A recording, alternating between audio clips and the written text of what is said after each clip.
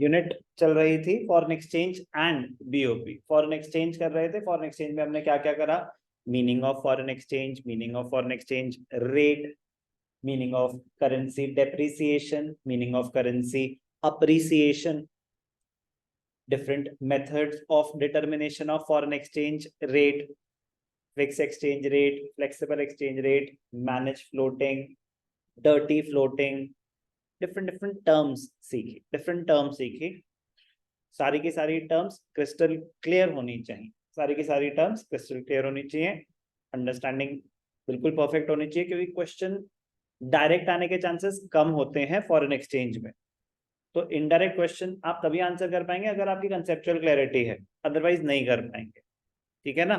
Government budget, what are the objectives of government budget, that is a direct question. But what will be the impact of fall in exchange rate? अब fall in exchange rate बड़ा ना, मतलब जिसको नहीं पता तो ये समझ ही नहीं आएगा कि भाई डेप्रिसिएशन हुई या अप्रिसिएशन हुई। So you have to be careful. So foreign exchange rate fall in the exchange rate is appreciation of own currency. Exchange rate गिर रहा है, fall अगर उन्होंने कुछ नहीं बोला तो exchange rate गिर रहा है, तो exchange rate गिर रहा है तो हमारे लिए फेवरेबल है। अगर उन्होंने fall in exchange, fall in the value of domestic currency, तो fall in the value of domestic currency is depreciation, तो exchange rate बढ़ रहा है। तो मैं बस यही समझाने की कोशिश कर रहा हूँ कि सेम चीज को ना बथेरी तरीके से, मतलब they can ask the same question in many ways, तो वो प्रैक्टिस जरूरी होगी। फॉरेन एक्सचेंज 10 मिनट्स के अंदर अंदर खत्म हो जाएगा। लास्ट सेगमेंट है फॉरेन एक्सचेंज मार्केट क्या होती है। Market, foreign exchange market is the market in which foreign currencies are bought and sold, जहां पे फॉरेन एक्सचेंज ट्रेड हो रही है, जहां रिक्वायरमेंट है। फॉरेन एक्सचेंज मार्केट मतलब ऐसे कोई मार्केट, मतलब पूरे सिस्टम है ये, it is the system where the foreign currency are bought and sold. The buyers and the sellers, they can be individuals, they can be business entities, they can be foreign exchange brokers, they can be commercial banks and the RBI. मतलब हमारे लिए RBI, but किसी भी country का central bank. Like any other market, foreign exchange market is a system and not a place. It is a system. It is not a physical place as such कि ये है जी एक foreign exchange market. No, it is a system. The transactions in this market are not confined to only one or few foreign currencies. यहाँ पे ना US dollar की ही सिर्फ trading होगी, या यहाँ पे सिर्फ आप US डॉलर खरीदते हैं, ऐसा कुछ नहीं है. Not confined. In fact, there are large number of foreign currencies which are traded, converted, and exchanged in the foreign exchange market. It is a system, not a physical place. It is a system, not a physical place where different currencies are traded. It is the market in which national currencies are traded with one another. 3 major participants: commercial banks, foreign exchange brokers, and the RBI. 3 major individuals भी होते हैं, firms भी होते हैं, but individuals normally हमें foreign currency चाहिए तो हम किसी broker से ले लेंगे या commercial bank से ले लेंगे. तो 3 major पार्टिसिपेंट्स कौन से हैं? Foreign exchange brokers, commercial banks and the central bank. तो अगर क्वेश्चन आएगा who are the 3 major participants of in the foreign exchange market, तो commercial banks, central bank and foreign exchange brokers. But example individuals और business entities भी बिल्कुल correct है. तो what are the functions of exchange market? Transfer function. Transfer function it transfers the purchasing power. मतलब आपको यहां से सामान खरीदना है यूएस में, तो purchasing power is being transferred, मतलब हम पैसे दे रहे हैं उनको, तो यहां से पैसा ट्रांसफर होगा वहां पे. तो ये फंक्शन है फॉरेन एक्सचेंज मार्केट का, transferring of purchasing power between the countries involved in the transaction. This function is performed through credit instruments like bills of foreign exchange, bank drafts, telephonic transfers, TT. Just read. ठीक है ना, बहुत basic सी चीज है. Meaning of foreign exchange market, functions of foreign market exchange market. Credit function it provides credit for foreign trade. आपको सामान खरीदना है यूएस से, तो बैंक्स आपको क्रेडिट प्रोवाइड करते हैं, लोन्स प्रोवाइड करते हैं कि खरीदो, जब सामान आ जाएगा बेच देंगे, पैसे आ जाएंगे, दे देना हमें. तो क्रेडिट फंक्शन ही तो है. जैसे बैंक्स नॉर्मली हमें लोन्स देते हैं, तो फॉरेन एक्सचेंज ट्रांजैक्शंस के लिए भी क्रेडिट हमें फैसिलिटी प्रोवाइड करते हैं. उसको बोला जाता है through LC, letter of credit. bills of exchange with maturity period of 3 months are generally used for international payments. Credit is required for this period in order to enable the importer to take possession of the goods, sell them and obtain money to pay off the bill. अब आप हो commercial bank, आप हो US में, मैं हूं India में, मैंने आपकी 10 करोड़ की पेमेंट करनी है, नहीं है मेरे पास अभी, तो मैंने बैंक के साथ टाई अप करा, मैंने कहा जो भी मैं सामान इंपोर्ट कर रहा हूं, आपके पास अथॉरिटी रहेगी, आपके पास अथॉरिटी रहेगी कि वो जो सामान मेरे पास आएगा मैं बेचूंगा, उसके जो पैसे आएंगे वो डायरेक्टली आपके अकाउंट में ट्रांसफर होते रहेंगे, प्लीज मुझे क्रेडिट दे दो। वो बैंक की मर्जी है, वो मेरी क्रेडिट हिस्ट्री चेक करेगा, परचेजिंग पावर, अपना लोन टेकिंग कैपेसिटी चेक करेगा, हाँ मिल गया क्रेडिट, तो फिर क्या होता है, इसे बोलते हैं डिस्काउंटिंग ऑफ बिल कर दिया। मैं कह रहा हूँ आपके किसी काम की नहीं है, सिर्फ नॉलेज से ही का ये डिस्कशन, सिर्फ नॉलेज से ही, बट प्रोसेस बता रहा हूँ कि फॉरेन ट्रेड नॉर्मली होता कैसे है, कि मेरे पास सामान है 10 करोड़ का, लेकिन अभी पेमेंट करने के लिए पैसे नहीं है, तो मैंने बैंक को बोला कि एक डॉक्यूमेंटेशन हो जाती है, मैं आपको लिख के दे रहा हूँ कि जो भी सामान बिकेगा उसके पैसे आपको मिलते जाएंगे, मिलते जाएंगे, मिलते जाएंगे, बट प्लीज अभी आप उसको पेमेंट कर दो।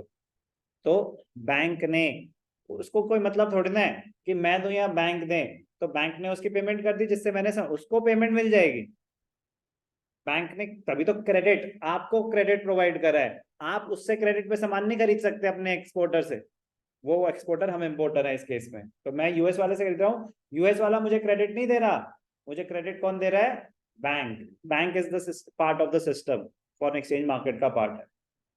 तो यूएस वाले को पेमेंट मिल गई, मैंने अभी करी नहीं, बट कंडीशन क्या है, जैसे जैसे मैं सामान बेचता रहूंगा पैसे आते रहेंगे, मैं देता रहूंगा, इंटरेस्ट भी दे दूंगा उस पर, तो बैंक ने भी पैसे कमाए, मैं भी बिजनेस कर पाया, तो एक फंक्शन प्रोवाइड कर रहा है कौन, foreign exchange market, foreign exchange market. तो एक है ट्रांसफर फंक्शन, एक है credit function, and interesting one hedging function. ध्यान से सुनना, बड़े मजेदार पॉइंट, ये भी नॉलेज पॉइंट ऑफ व्यू से इंपॉर्टेंट है, बट यस ये एग्जामिनेशन में भी देखा गया है कि हेजिंग क्या होती है, सुनेंगे ध्यान से, interesting term, important term, hedging, safeguarding ourselves against the foreign exchange fluctuations, safeguarding ourselves against the foreign exchange fluctuations, in this case hedging हो रही है, hedging किसी भी सिस्टम में हो सकती है, hedging स्टॉक मार्केट में भी हो सकती है, hedging का मतलब है safeguarding yourself, hedging का मतलब है safeguarding yourself, how, अब फॉरेन एक्सचेंज मार्केट के पॉइंट ऑफ व्यू से बात करते हैं, ध्यान से सुनना, बड़े मजेदार पॉइंट। मैंने आपसे सामान इंपोर्ट करा, मुझे आपकी पेमेंट करनी है $1 मिलियन, $1 मिलियन होते हैं 10 लाख डॉलर, मैंने आपकी पेमेंट करनी है $1 मिलियन। जब मैंने आपसे सामान खरीदा था तो डॉलर का रेट था 70 रुपीज, तो इंडियन रुपीज में बात करें तो 70 मिलियन रुपीज देने मैंने आपके, यस और नो।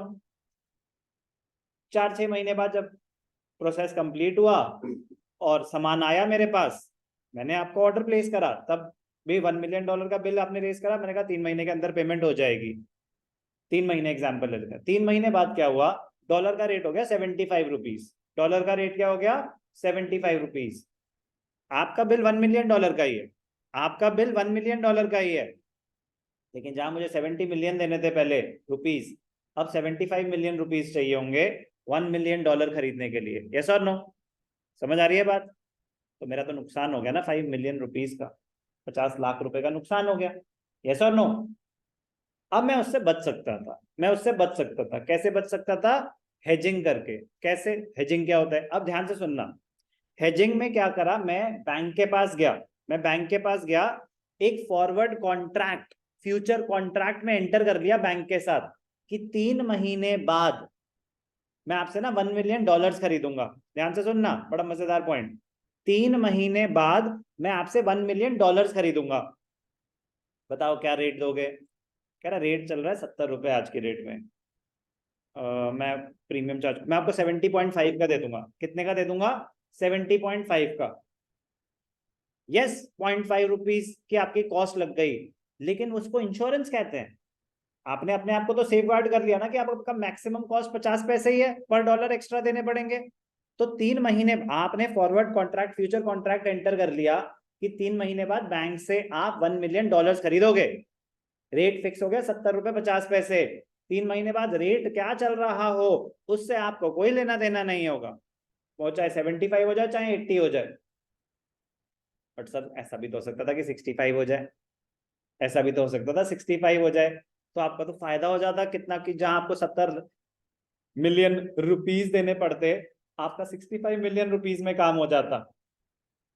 तो मत करो कॉन्ट्रैक्ट एग्जीक्यूट, बस कॉस्ट देनी पड़ेगी आपको। आपने कॉन्ट्रैक्ट एंटर किया था कि 3 महीने बाद आप $1 मिलियन परचेज करोगे, करना आपका ऑप्शन है। करना चाहो 70.5 पे आपको मिल जाएगा, ना करना चाहो आपको बस कॉस्ट बेयर करनी होगी उसकी। आपको जरूरी नहीं है कि वो पूरा ट्रेड एग्जीक्यूट करना पड़े, आप उसको कैंसिल कर सकते हो। बैंक को कमीशन देनी पड़ेगी। बैंक कौन सा आपके लिए, देखो मैं तो आपके पैसे ब्लॉक करके बैठा था, पहले बताते मैं कहीं और यूज कर लेता। बैंक को ऐसी दिक्कत है क्या? बैंक के पास कांस्टेंट फ्लो है मनी का, तो ऐसा नहीं है कि उन्होंने एक दरवाजा बंद करके आपके पैसे ब्लॉक कर दिए कि बस अब ये पैसे किसी और को नहीं देने। तो उनको उनकी कमीशन मिल जाए तो उनको फर्क नहीं पड़ता कि आप कॉन्ट्रैक्ट एग्जीक्यूट करें कि ना करें। बट आपने तो अपने आप को सेफ गार्ड कर लिया, आप तो बच गए ना फॉरेन एक्सचेंज फ्लक्चुएशन से, जो आपका 5 मिलियन रुपीस का नुकसान हो रहा था, 0.5 में आपने अपने आप को सिक्योर कर लिया। बात समझ आई? मजेदार टर्म है, इंपॉर्टेंट टर्म है, नॉलेज से एक भी, एग्जामिनेशन से एक भी। Hedging, when exporters and importers enter into an agreement to sell and buy goods on some future date। जैसे मैंने आपसे सामान खरीदा, मैंने कहा 3 महीने बाद आपकी पेमेंट करूंगा मैं, okay, at the current prices and the exchange rate, it is called hedging. 3 महीने बाद पेमेंट करूंगा, बट कॉन्ट्रैक्ट एंटर करा है आज की डेट का रेट क्या चल रहा है, मुझे कुछ एक्स्ट्रा, तो मैंने अपने आप को सिक्योर कर लिया ना कि 3 महीने बाद क्या रेट चल रहा होगा, ना आपको पता ना मुझे पता, बट मैंने हेजिंग कर ली। एक फ्यूचर कॉन्ट्रैक्ट, फॉरवर्ड कॉन्ट्रैक्ट में एंटर कर दिया कि 3 महीने बाद डॉलर इस रेट पे खरीदूंगा या बेचूंगा। The purpose of hedging is to avoid losses that might be caused due to the variations in the exchange rate. कोई भी डाउट? तो functions of exchange rate, one of the most important, मतलब one of the most तो नहीं, सारे important है, transfer function भी important है, क्रेडिट फंक्शन भी इंपॉर्टेंट है, हेजिंग भी इंपॉर्टेंट है। मतलब हेजिंग रिलेटिवली मतलब एक इंटरेस्टिंग कॉन्सेप्ट हो जाता है, बाकी तो बिल्कुल स्ट्रेट फॉरवर्ड है। पैसे ट्रांसफर के यहाँ बैंक हमें हेल्प करता है, यहाँ से वहां पैसे ट्रांसफर करने में, बैंक हमें क्रेडिट प्रोवाइड करता है, तो बड़ी जनरल बातें हो गई। हेजिंग थोड़ी सी अंडरस्टैंडिंग वाली बात हो। तो हेजिंग होता है future contracts, forward contracts, future payments करने के लिए हमने आज कॉन्ट्रैक्ट एंटर कर लिया एक रेट डिसाइड करके, तो इसको बोलते हैं हेजिंग। आपने अपने आप को सेफ गार्ड कर लिया। इसी पे बेस्ड है, 2 टाइप की मार्केट है, आगे चलते हैं।